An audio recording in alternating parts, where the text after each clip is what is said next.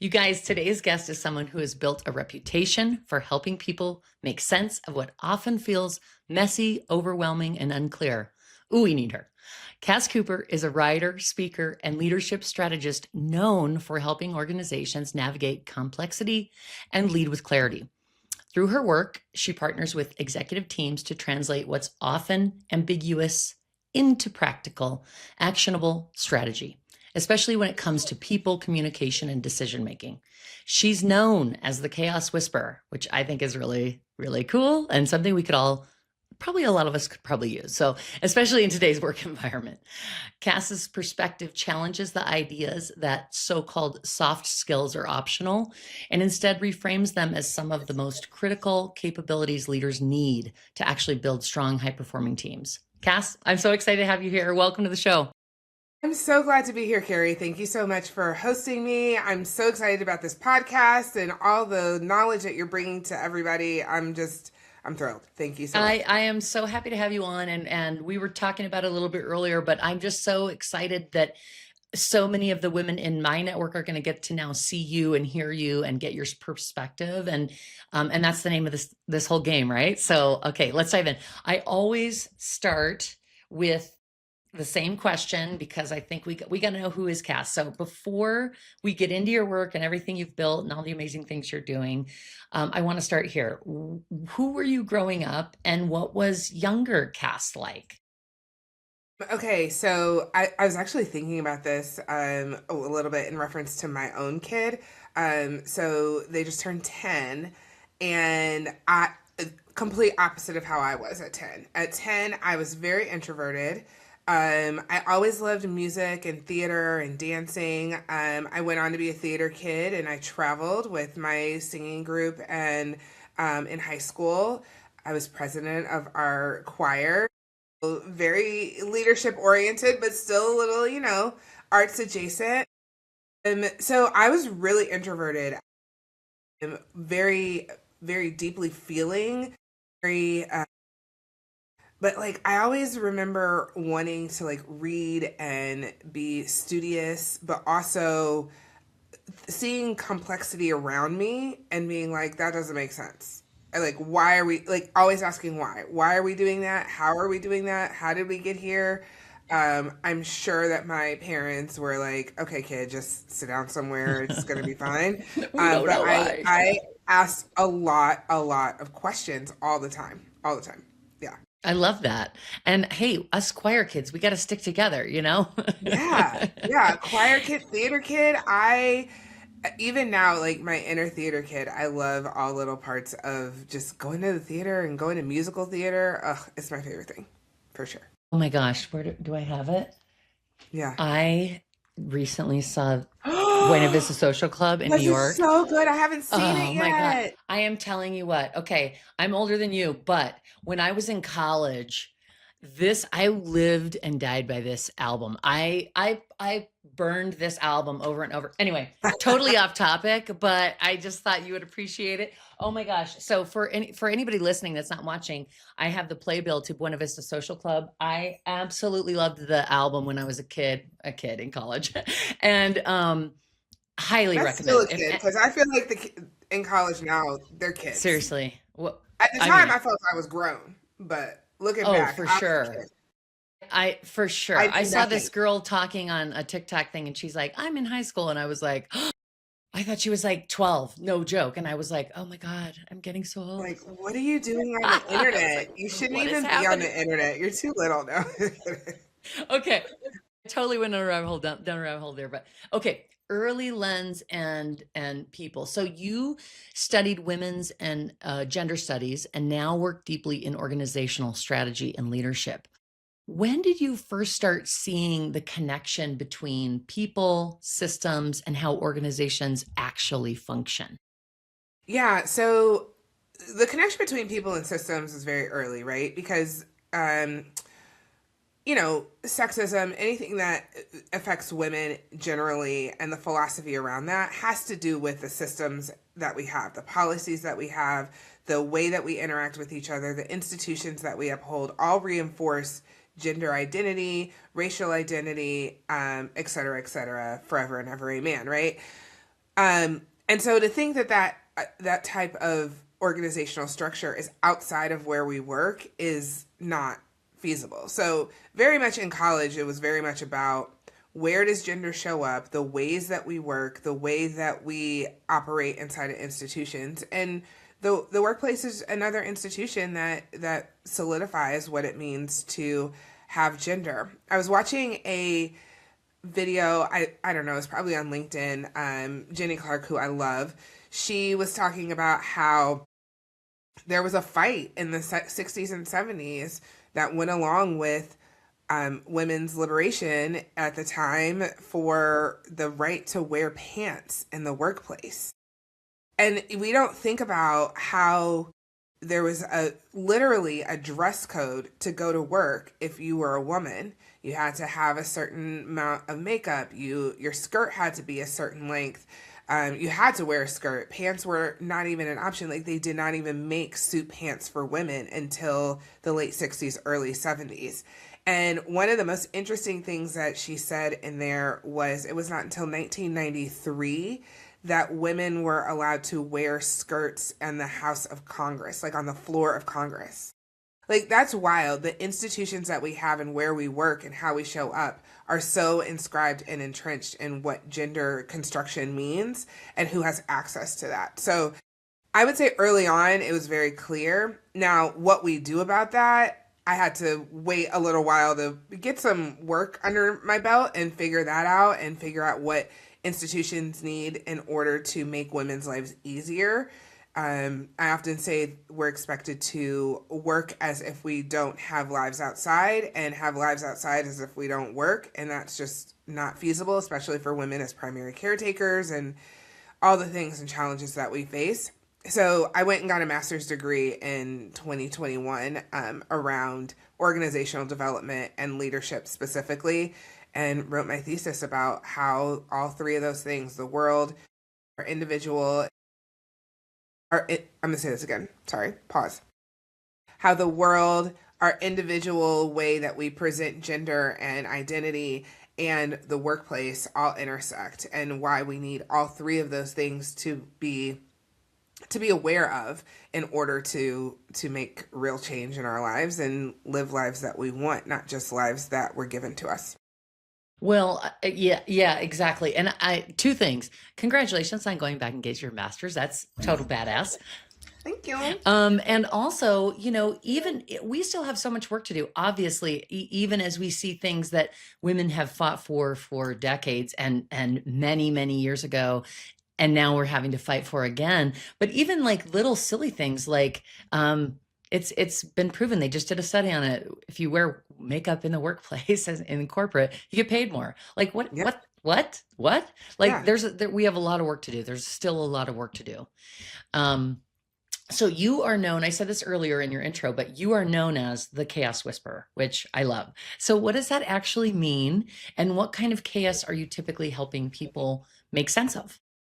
So there's two parts. One, the chaos whisperer came out of my life just having a lot of chaos. You asked about me when I was younger. One thing I did not say, and probably should have, was that I had an illness, or I have held an illness, and I was a real sick kid. And life was just really chaotic, and there was a lot going on with my health. I have Crohn's disease, so shout out to my fellow Crohn's and colitis warriors out here. But yeah, so the chaos of understanding, you're going to have a chronic illness and being diagnosed with that when I was 14. Just some emotional things that I've gone through, like being a child of, growing up in religious, fundamentalism and things that just like, again, I always asked why, like this just does not make sense to me. And really being able to still be the eye in that storm, and have like a calm, even though the world is chaotic around me. And I think one thing that we try to do is we try to most people try to do one of two things. We either hit the chaos head on, or we try to push it away and stamp it down and pretend like it doesn't exist. And I think that I have learned that the best thing that we can do is lean into the chaos, whisper to it quietly every single day, rather than trying to yell at it to fix it immediately as it happens. You got to identify it. You got to figure out what are the things that are even impacting you, and how do you do that? How is it dysregulating you? And then moving on and figuring out what action steps you can take. And so I work with both individuals and organizations on two different fronts. Organizations, most of the time, are, for lack of a better term, disjointed and full of a lot of people with a lot of opinions and a lot of decisions to be And made. a lot of And chaos. They're full a of a lot lot of of chaos. chaos. And so it bleeds into the way organizations do work. And so I train and help leaders to have better systems and policies and processes to help them eliminate or at least whisper to the chaos that they have. And then individually, I talk a lot about burnout and how these chaotic systems of racism, sexism, all the things impact the chaos that you feel individually and contribute to your burnout either at work or just in life in general. So I have two little lanes that I run in there. I love it. And it's so needed. I mean, I think that, just as somebody that spent a lot of years in corporate and the just so much of the BS that comes along with it, there are just so many things that are just absolutely unnecessary, but they're just the way that things have been done for so long that you kind of just go, oh, that's how it is. And so I think what you're doing is really opening a lot of people's eyes to, but it doesn't have to be that way. And how do we change how it is? Yeah, Um, and I think one of the things with I have a friend and she's a creator also, and she talks a lot. She's like, we could have chose anything, right? We could, as a system, as a culture, we could have chose anything, and this is what we went with. This is not going to work. It's not going to work long right. term. It's not going to work for me personally. I'm going to figure out a way around it and in it. But unfortunately, a lot of us individually do not have the power to just change everything around us. We got to find little tiny pockets of where we can impact change, whether that be in our personal life or at work. Well, and the other thing too is, when you have the experience of a space or like whether that's within the corporate structure, or even if you're a small office, when you have the experience of something working well together, then you can take that experience elsewhere, because usually most people don't spend their entire career in their one role. It does happen, but it's not as common anymore. And so it's like changing the world one by one, yes, but also changing the experience for that entire team, so that then when they branch out, then they can take that information and that knowledge to other places.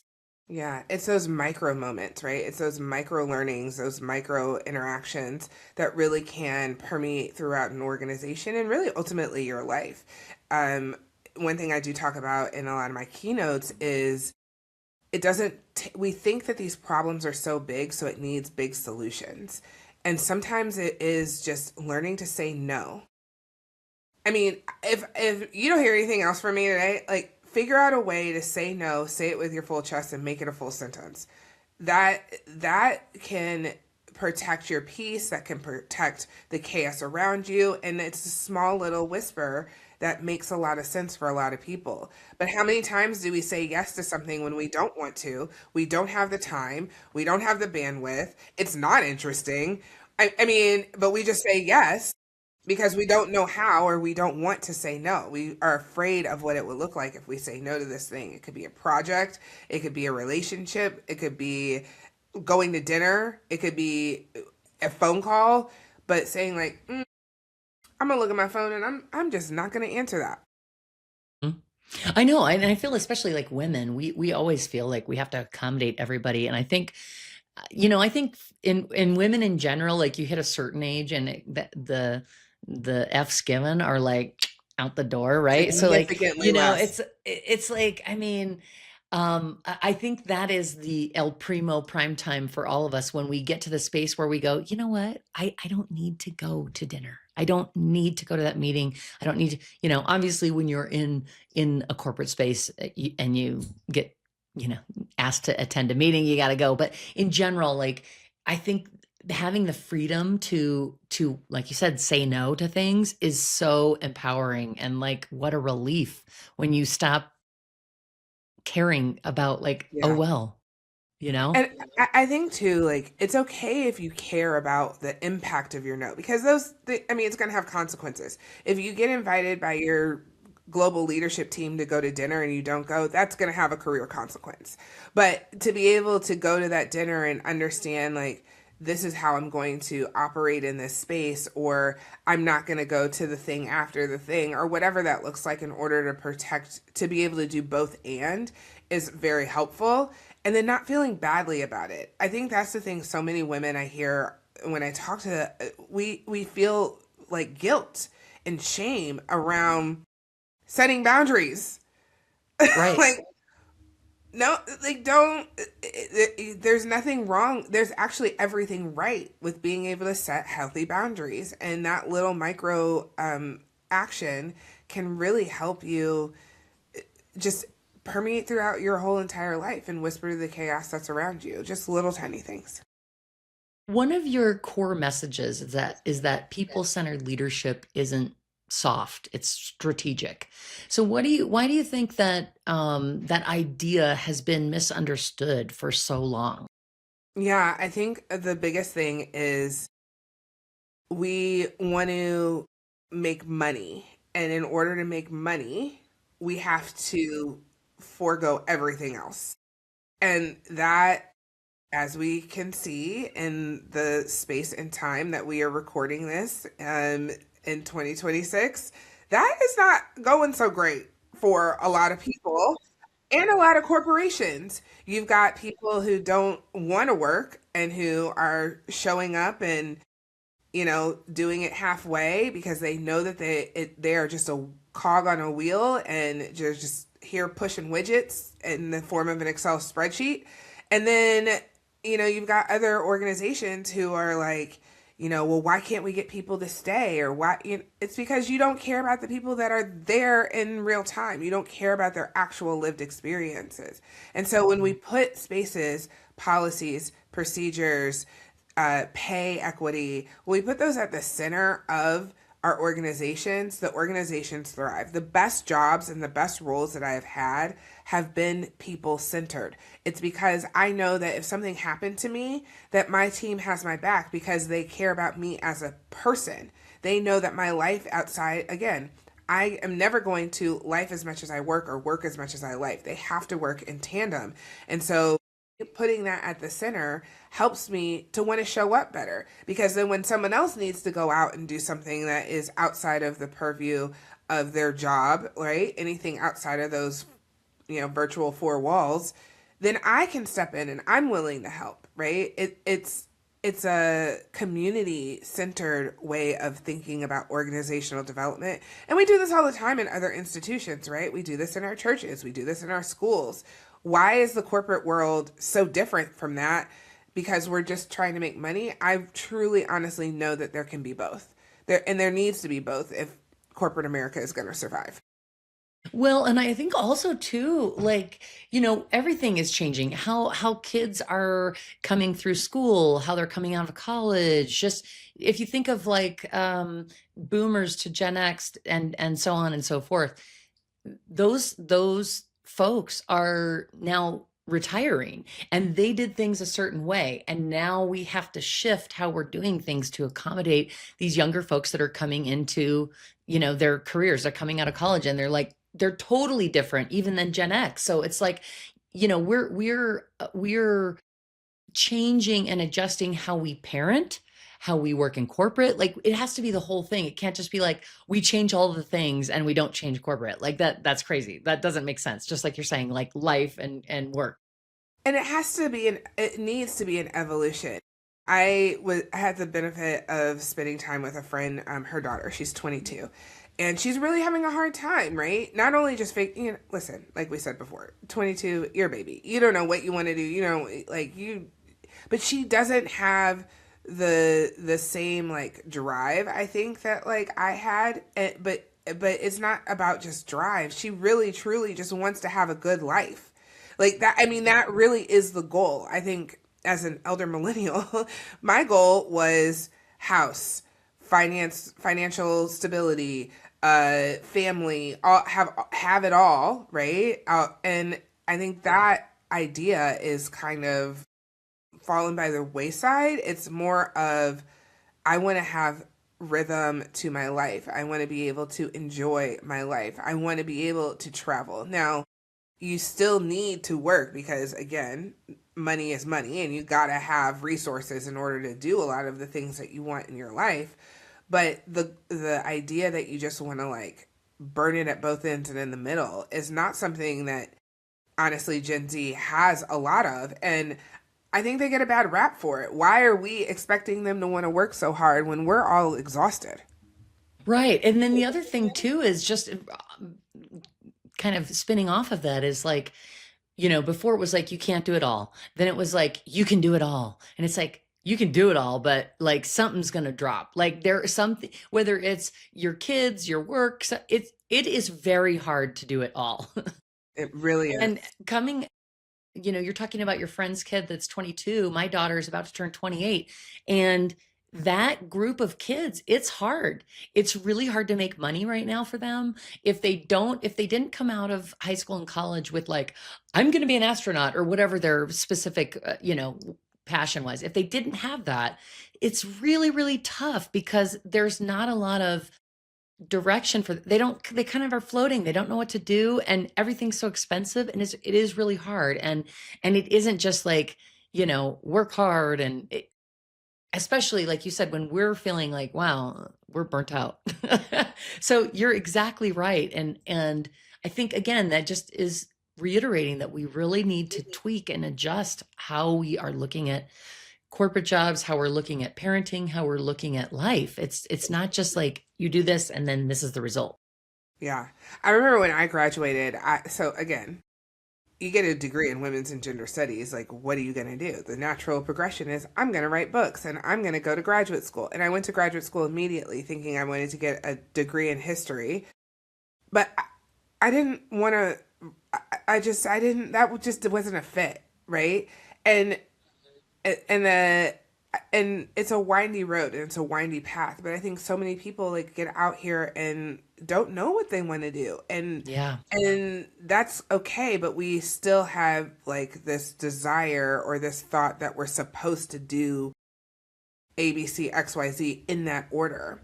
And I think Hmm. it's beautiful when people go back and get their master's degrees later in life, or, spent their 20s and 30s single and then find the love of their life in 40, 50, and, build a family that's not the way that they thought. I think that understanding that our life is meant to be lived is such a beautiful thing to have. And I just think that organizations would be better served if they could really lean into that and understand it. Of course, we still have things that we need to do. We still have, stakeholders that have to be appeased and met and stuff, but let's maybe set some more realistic expectations from those stakeholders, because people want to have good lives and that should not be a luxury. That should be just a, like, I live and breathe and therefore my life is livable, you know? Yeah, and I am so glad you said all of that about the, straight path like my career path was like this. It wasn't like this. And I think and I think that's pretty normal. And I think when we come out of Very. high school or college, we think, oh, we this is how we do it. And that's just not true. It's just not real. And you're an amazing example for my daughter, for your friend's daughter, of a woman who hasn't taken the exact perfect path and has done this and is successful and is inspiring. And so I'm really glad you brought that up, because I just think that we need more examples of that. And that may be the more common example, but sometimes from the outside we don't see it. Like the gals in their 20s are not, they're going, oh, she just was so successful, she just went like this. And it's like they don't see like the struggle and the ups and downs and the questioning. And like I love it that you had the insight to connect the I didn't know. I didn't, I wanted to do this, but that didn't make sense with that. I think that's so awesome for these gals in their 20s who are like, oh my gosh, I don't know. Like, and I feel like we kind of set our kids up for failure sometimes by maybe stoking the fires of like, oh, you know what you're supposed to do. And it's like, no, like, what is your passion? What does your heart say? Like, what do you actually care about? Let's figure that out. And then that can help you determine like where you're going in your career and what you're doing with your life. Right. So I'm really glad you said all that. Thank you. Yeah, I think you know, there's I'm trying to remember. It's gonna escape me who actually said this, and I'll email you after so you can put it in the show notes. But one of the things is from Black feminism that we talk about a lot is that we have to share our stories. We have to tell people the history because that's the best form of history, right? Not everybody's story gets written down in a history book or a book at all, or gets written down at all. But if we have conversations from generation to generation of what was it really like. I love the trend going around on social right now of, hey mom, what were you like in the 90s? Because it gives like I've lived a whole life, sister. Like I've had experiences that I can draw from and help you to better understand your life. And I think this idea, especially younger folks right now have of you got to have all the things because somebody on social media is getting paid influencer cash to go out and film in a house that they don't even own all this content and make up these things so that we can just buy more stuff. But you're just a regular girl from Texas who just, is trying to figure it out and trying to get a job at Starbucks. Like, that's Yeah. okay, you Right. know? At 22, what was that? Where was I working at 22? I had my first job when I was 14. I worked at, shout out to Outback Steakhouse. I worked at the Outback Steakhouse. And I My just first always, job, I was a maid at a hotel. So that's what I same, mean. Like, same. and now listen, if I A need to terrible go back maid, by and the way. bartend, I wasn't. I was the best bartender. If I need to go back and wait tables and bartend and all that stuff, I will always have that skill, and that's great. But I also knew that there was other things that I could do and other things that I wanted to do. And so being able to say, okay, I was here once and now I have gotten my degrees. I worked really, really hard to get them. But also that's not for everybody and that's okay. You got to pick your lane. Like it's okay to say, you know what, try something for a little bit and then say, you know what, I did not like that. That did not bring me joy. It didn't make me the money I wanted. I didn't like the people I was around.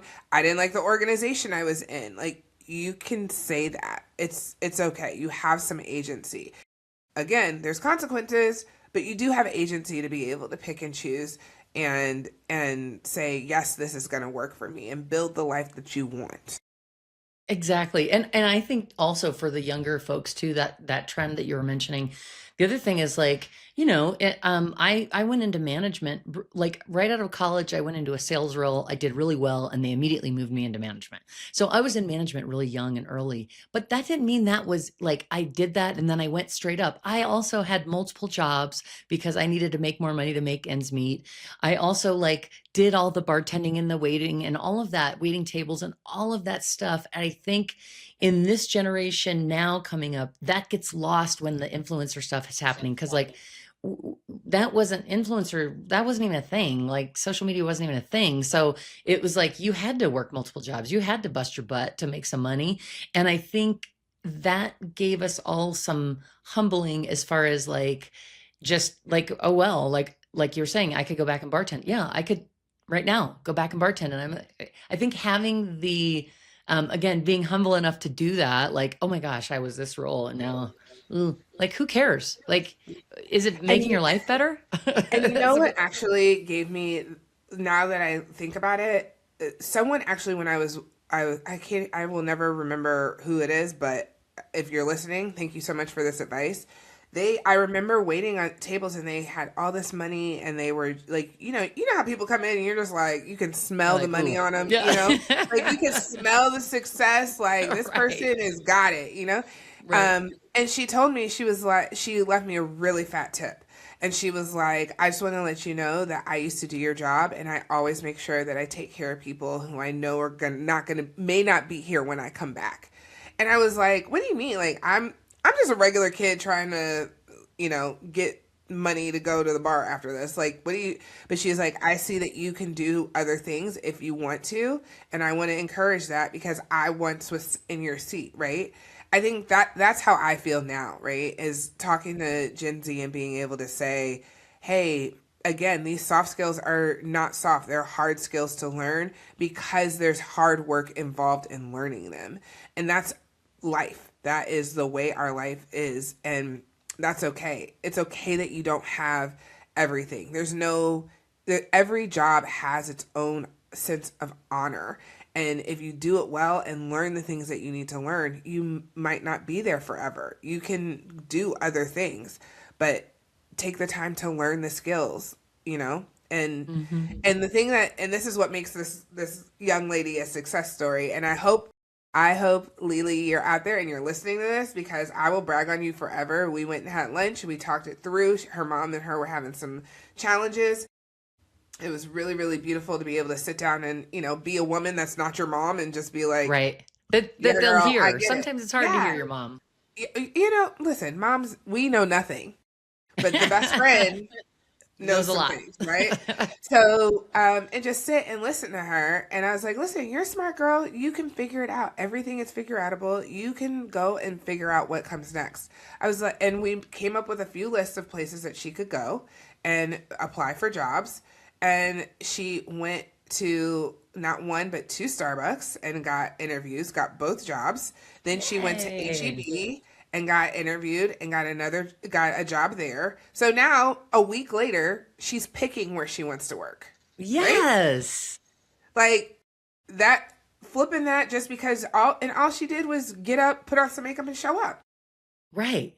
Right. Do Sometimes I wish she lived in a world where she didn't have to wear makeup in order to get a job? That goes back to our other conversation. Whole other conversation. But I think there's something to be said of just pouring into somebody and saying, hey, you can do this. Here's some steps that you could take to make it happen. Go make it happen. And that's all it took. It took just her and me and her mom saying, yeah, you can do this. We believe in you. Yeah. That's it. Thank you so much for being here. I hope you love this conversation as much as I did. And we're not done yet. This continues in part 2, so make sure you come back and join us there. That's a wrap on today's episode of Carrie, It's Not That Serious. If this conversation resonated, subscribe and share it with a WIP, a woman in power in your life.